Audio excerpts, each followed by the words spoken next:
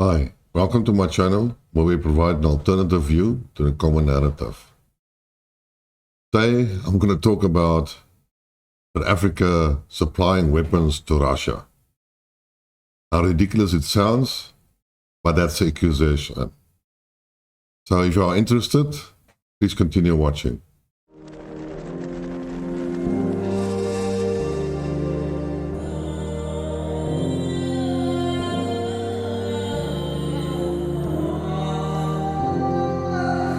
Hi, welcome back to the channel.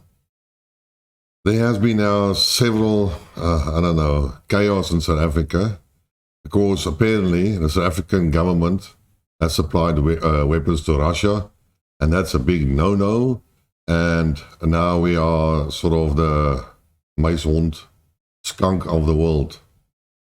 And accusations are flying around. Now, before I start, this event happened on the 8th of December, 2022. Today is Tuesday, the 16th of May. That is more than 5 months later. Actually, it's about 5 months later.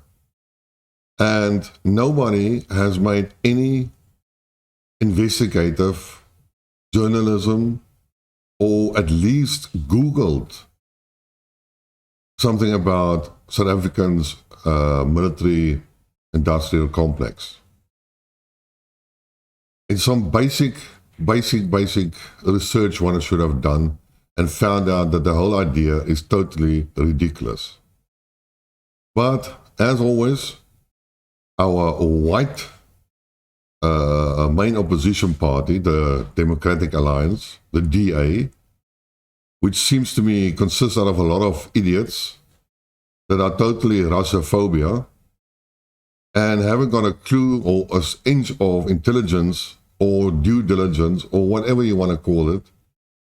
Well, it's not that I'm supporting the DA out of principle. I have no other choice. It's either the ANC or the DA. But I'm not supporting them from a political point of view. I'm anti-ANC, not pro-DA. And I believe there are many other South Africans that think the same way.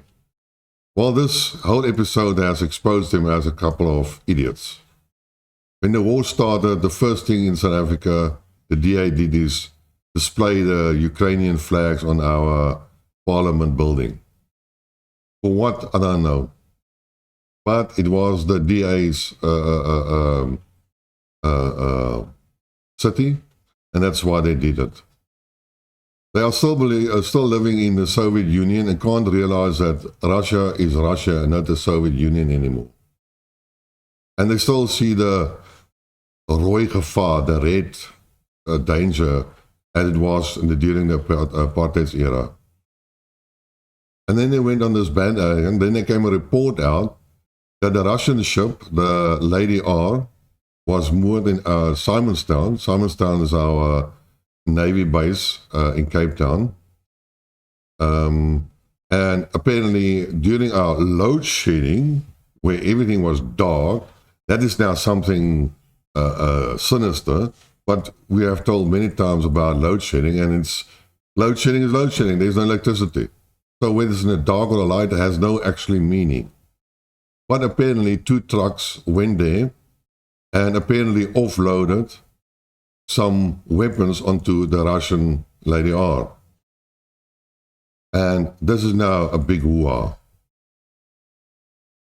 Well, I've spoken many times about that, and I've indicated that I worked for the military industrial complex from about 1990 to 1996 as a full employee, and then about till 2005 as a contractor.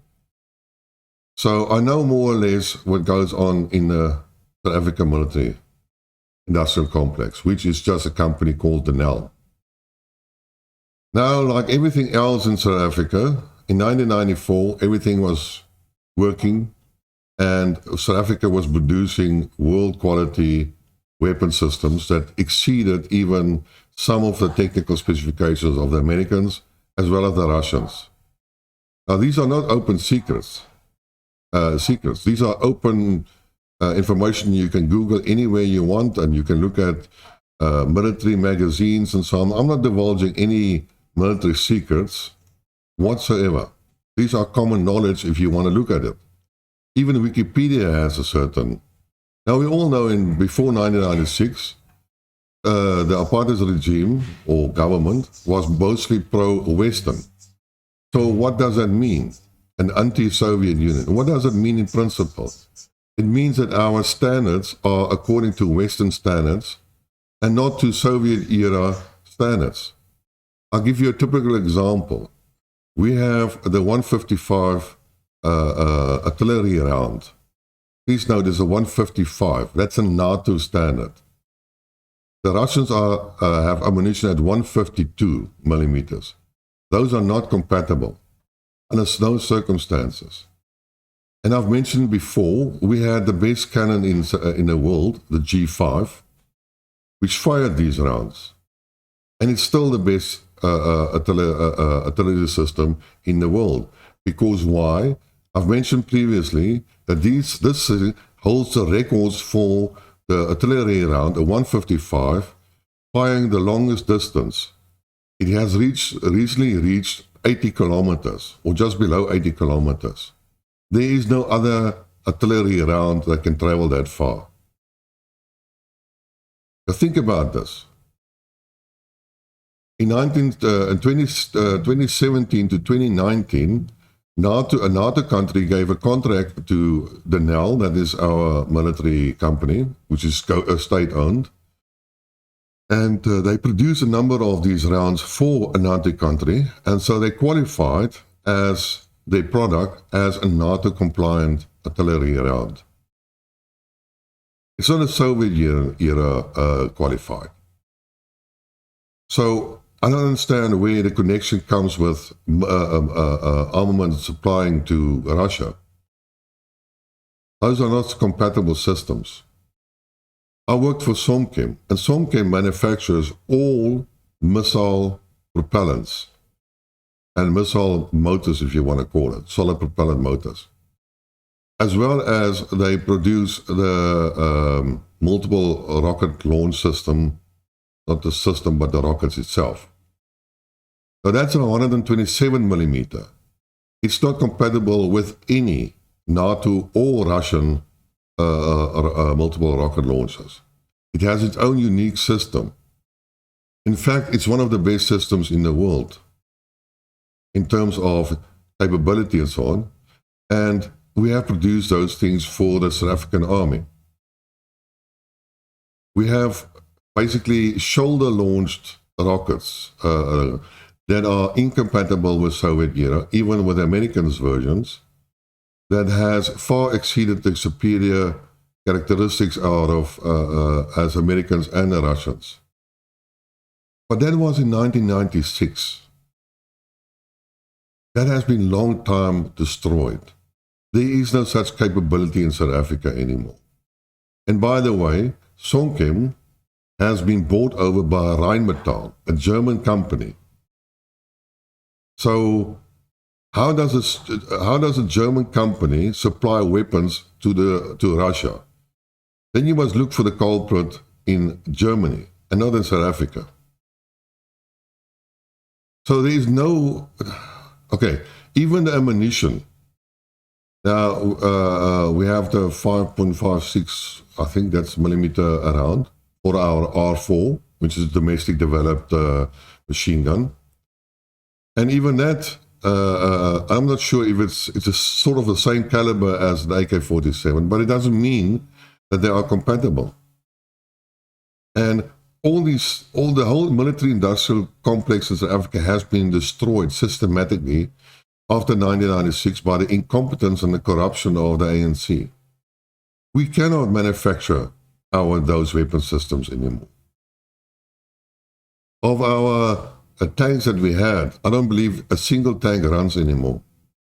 We have world-class APCs, the Ratel. That was, I don't think there's more than 10 that still run. We have, what else do we have? Oh yeah, we have a transporter, like a 4x4. I'm not sure what the Americans' equivalents are, but these are armored vehicles, but not huge. They don't carry a platoon. Maybe have 6 or 8 guys maximum. But those have been appearing in Ukraine on Ukrainian side. So we have to supply it probably to Poland or to some other NATO country, and they then export it again to Ukraine. So some of the Africans' weapons are involved, but on the Ukrainian side, not on the Russian side. So what else is there? Oh, okay, 40 millimeter rounds, that's the undergun mortar, you know, that M16s in the Vietnam War, you saw it many times. That is also produced by Rheinmetall. What else is there? Our air-to-ground missiles are not worth it. Air-to-air missiles, no, they are not as good as the Americans or the Russians. But they all have to be integrated in any case into their systems, and that's not going to be working. We don't manufacture any landmines. We don't manufacture RPGs. So what do we really manufacture? I mean, the NEL got an order to develop and supply weapon systems, I don't know to which country. They got a huge deposit of $100 million for that. And they, 2-3 years later, they still haven't delivered or developed a single piece because they don't have money. They are bankrupt like our ESCOM, our power utility.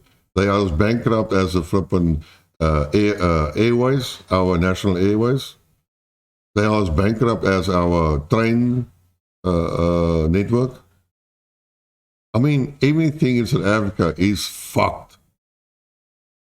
In 1996, the first thing that the new government did is they bought the weapons, 40 billion rands, $40 billion rands of weapons from the West.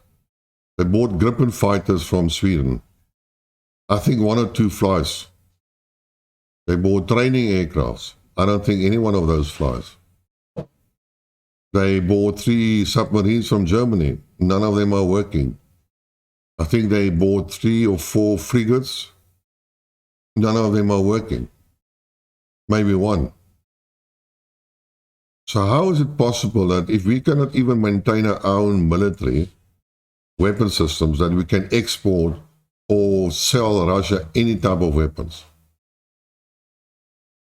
So this whole idea was from the start was ridiculous. And all that the DA or anybody needed to do is to talk to some military expert in South Africa, which are plenty of them. I mean, hell, they could have phoned me and I could have told that. But nobody did their due diligence or whatever they call it, that they have to do it. So this whole notion of, I cannot understand this. But in any case, so last week, even the American ambassador to South Africa decided, hey, he's going to have a go at it and spread some fake news, like Russia buying weapons from North Korea. We said that's just something very similar to this whole ridiculous idea. And he even went so far that he didn't provide any evidence, but he said he would put his head on a block for this type of information. Well, today I'm taking up the challenge to the American ambassador here in South Africa. Prove to us that we have exported and sold weapons to South Africa. Put your head on the block so I can chop it off. You should actually be fired and sent back to America. That is what you should be doing. And why? My God. What did I read today? So some other journalist has finally reviewed the video footage of the 2 trucks that were seen entering and doing something in Simontown. And on the truck, there was private trucks. These were not military trucks, these were private trucks, which again puts a red flag. How does a private truck deliver weapon systems to a military complex, a military navy base? How does that work? In South Africa, we have strict laws regarding exports of weapon systems. We cannot sell weapons to any country. It has to have been approved by the government. There's a specific body that does that. So now the DA goes and makes a big hoo-ha about the story, corners our president, Ramaphosa, and asks him all these fancy questions. How can you do it? And blah, blah, blah. And actually, as spineless as our president is, he says, no, he doesn't know anything about that. He's going to appoint a committee or a judge now to go investigate the thing. My God. Does South Africa have not an intelligence network? Can't he phone the head of the intelligence branch and ask him, listen, what do you know about this whole story? Can't he phone the head of the military and ask the army and ask them, hey, what's happening here? Maybe the Navy, the head of the Navy, hey, listen here, there were some trucks delivered here onto a Russian ship in Simonstown on December. What happened? What do you know about this? Ask the general. Or ask the Minister of Defense. These are all common places that you can ask. No. Our spineless president says, no, he does know nothing. No, he has to investigate it. And once the investigation is finished, then they will make the information available. And so he's going to appoint a judge now to go and investigate this. Hey? Can't make a decision on his own. He can't pick up the phone himself and phone. It's the same as a ridiculous statement that when Eskom's head, the writer, said that he knows about ministers and so on and has all the information and the proof and so on, and the same spineless says, no, it is not his job to determine which minister in his cabinet is corrupt and so on, and is involved in the Eskom scam and the Eskom mafia. No. The national the prosecution, and we have some bodies as Alka, whatever, they have to go and investigate it. It's not his job. My God, what do they always say? The buck stops with the boss. Not his, it is his responsibility. Okay, I'm sorry, I'm digressing again. I'm going to leave that. So, today I read this nice article. And it says some of our journalist got some fire on his back, and he reviewed all the video material of that night, and they found the 2 trucks, and he zoomed in on the truck outside, and he saw the name of the owner of the truck, which is what from Nudia's Transport or something like that. So this guy phones the transport company and done it, and this, the boss of Nudia says, the CEO, says, yeah, no, we did that. We didn't load, offload any ammunition. We loaded ammunition. So what it was actually meaning is that the Russians were offloading ammunition for the South African government and the South African military. Finally, somebody did something. Basic journalism. Basic Googling. Come on, yo. No. How incompetent are people going? So I want the head of the American embassy. That's the one thing. I want him here. I want him here. I want to get my axe and I want to chop off his head. Because he was lying. And that lying made a big hoo-ha in politics all over the world and devalued our currency because he made fake news. And that man should be sent home as an unreliable, untrustworthy diplomat in South Africa. He should be sent home to America. But who will do that? Oh no, everybody's so afraid of the Americans. Look, I'm not an ANC supporter, no ways. But you got to get credit where credit is due. And they are keeping neutral. And they're keeping to their prick standard. And they're acknowledging Russia as Russia and not the Soviet Union. And they're acknowledging China. And they're acknowledging everybody else for what they are, and not as the bully that the Americans and the Europeans are. What I don't understand is that the whites, we've been staying here for how many years? 300 years? 400 years? We've been colonialized. and we still want to go back to our masters, the West. Why don't we take that opportunity, go say, all right, let's have a change of scenery and we go a little bit to the other side of the world. Doesn't have to be China. It can be anybody else, except the West, the colonial masters. But for that, the whites and the DA are too stupid here in South Africa. So I don't have much faith in the party in any case, or the future in South Africa per se, because everybody is incompetent and just fucks it up. But then again, so let's look at why would South Africa import weapons or ammunition from Russia? Anybody got the answer? Well, it's quite simple. Firstly, our own military-industrial complex is stuffed. We cannot manufacture the weapons anymore. I think we don't even be able to, as far as I know, we don't manufacture small arms anymore, small arms ammunition anymore. We import it. But our own troops are active in Mozambique, fighting ISIS or whatever other organization is there active in the north of Mozambique. That's where our South African troops are. So surely those guys also need ammunition and weapon systems. And that's Africa. Africa, where Soviet-era weapons are in abundance. So it would be logical that we use Russian or Soviet-era type of weapon systems or ammunition in that area.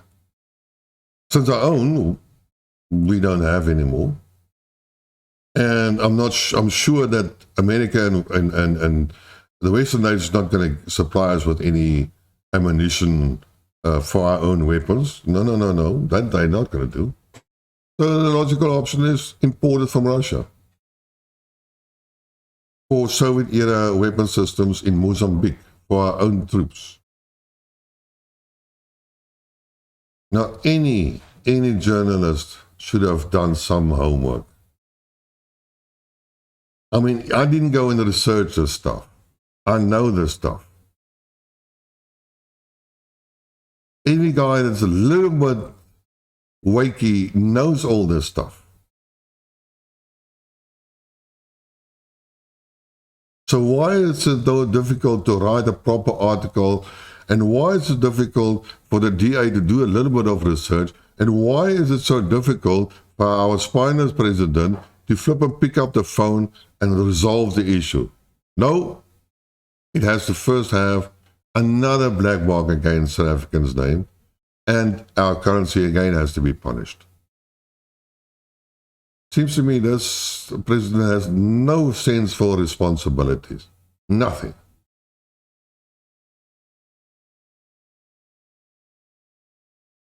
So the bottom line is, there is no story. There is no weapon supply to Russia. There is nothing sinister. If the people have done their homework, all that would have been resolved by December. A couple of days after this thing was viewed. But no. Political issues. Damage to the country. Damage to the citizens. All fine. That's why I say, I don't have much hope for South Africa. We are going down the drain. That's it. We're going to be part just like the rest of Africa. Like I always said, just watch the north. You know what's happening in the rest of Africa, you know what's going to happen here. In any case, this is my story for today. So until next time then, cheers.